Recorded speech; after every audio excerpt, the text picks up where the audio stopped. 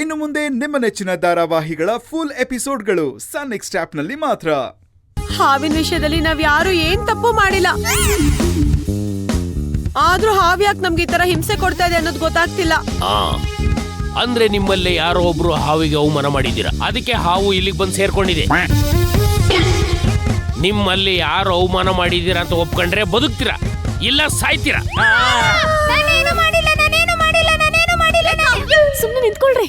ಯಾರು ಮಾಡಿದಿರೋ ಇಲ್ವೋ ಅಂತ ನೀವೇ ಡಿಸೈಡ್ ಮಾಡಿ ಆಮೇಲೆ ನನಗೆ ಕರೆ ಮಾಡಿ. ಶಿಷ್ಯ ಕಮಾನ್. ಅಯ್ಯೋ ಪುಂಗದೇವ ನಿಮ್ ಮೆಣಸಿನ್ಕಾಯಿ ಎತ್ಕೊಳ್ಳಿ ಅದನ್ನ. ಅಯ್ಯಯ್ಯೋ ಅಯ್ಯಯ್ಯೋ, ಭಯದಲ್ಲಿ ಈ ಮನೇಲಿ ಹೆಂಗಪ್ಪ ಇರೋದು? ನಿಜವಾಗ್ಲೂ ನಾವೀ ಮನೆ ಬಿಟ್ಟು ಹೋಗ್ಬೇಕಾ? ಅಯ್ಯೋ, ಇಲ್ಲಿ ಯಾರು ಮನೆ ಬಿಟ್ಟು ಹೋಗ್ಬೇಕಾಗಿಲ್ಲ. ಇವಾಗ ಎಲ್ರು ಶೂ ಹಾಕೊಂಡಿದೀವಲ್ಲ, ಇದನ್ನ ಹಿಂಗೆ ಹಾಕೊಂಡಿರೋಣ. ಯಾರಿಗಾದ್ರೂ ಏನಾದ್ರೂ ಹಾವ್ ತರ ಕಾಣಿಸಿದ್ರೆ ಹೋಗಿ ಟೆಸ್ಟ್ ಮಾಡಿ, ಅದು ಹಾವ ಅಂತ ಕನ್ಫರ್ಮ್ ಮಾಡ್ಕೊಳ್ಳಿ. ಅದು ನಿಜವಾದ ಹಾವಾಗಿದ್ರೆ ಬೆಳಿಗ್ಗೆ ಅದನ್ನೊಂದ್ ಕೈ ನೋಡ್ಕೊಳ್ಳೋಣ. ಹಾ ಸರಿ, ಹೋಗಿ ಮಲ್ಕೊಳ್ಳಿ. ಬನ್ನಿ.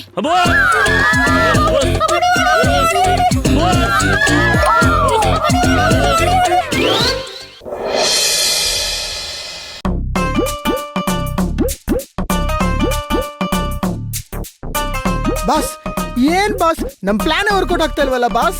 ಲಟಕ್ ಪಟಕ್ ಕಟಕ್ ಅಂತ ಮಂತ್ರ ಹೇಳ್ಕೊಟ್ವಿ, ಪುಂಗಿ ಊದಿದ್ವಿ, ಹೊಗೆ ಹಾಕಿದ್ವಿ. ಆ ಹಾವ್ನು ಹೊರಗಡೆ ಬಂದಿಲ್ಲ, ಹಾವ್ ಮೇಲಿರೋ ಭಯನೂ ಕಮ್ಮಿ ಆಗಿಲ್ಲ. ಇದು ಯಾವ ಸೀಮೆ ಹಾವು ಬಾಸ್? ಅದೇ ನನಗೂ ಗೊತ್ತಾಗ್ತಿಲ್ಲ ಕಣೋ. ಈ ಹಾವನ್ನ ಹೇಗ್ ಹಿಡಿಯೋದು ಅಂತ ಗೊತ್ತೇ ಆಗ್ತಿಲ್ಲ. ಬಾಸ್, ನೀವ್ ಹಾವು ಹಿಡಿದು ಗುಲಾಬಿನ್ ಸೇವ್ ಮಾಡಿ ಗುಲಾಬಿ ಅವ್ರ ಮುಂದೆ ಹೋಗಿ, ನೋಡ್ ಗುಲಾಬಿ, ನೀ ನನ್ನ ಮದ್ವೆ ಆದ್ರೆ ಜೀವನ ಪೂರ್ತಿ ನಾನು ಇದೇ ತರ ಕಾಪಾಡ್ತೀನಿ ಅಂತ ಹೇಳಿ ಹೀರೋ ಆಗ್ತೀರಾ ಅಂತ ಅನ್ಕೊಂಡ್ರೆ ಏನು ಮಾಡಿಲ್ವಲ್ಲ ಬಾಸ್. ಇವಾಗ ಹೆಂಗ್ ಪಟಾಯಿಸ್ಕೊತೀರಾ?